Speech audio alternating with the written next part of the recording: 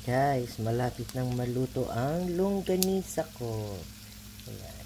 Hindi ko yan nilagyan ng mantika, ha? Tubig lang. O, yung tubig naging mantika na siya, guys. Ayan. Ganyan daw ang magluto ng longganisa. Huwag mo daw lagyan ng mantika. Kusa daw lalabas yung mantika. Kain na tayo mamaya, guys. Ayan.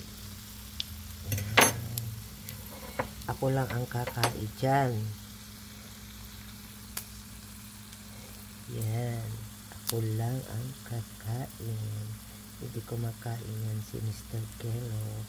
Kaya, 4 ang niluto ko. Kakain ako ng isa. Bukas na naman, papakin ko na naman. Ganun. Kaya kain tayo ulit ng longganisa.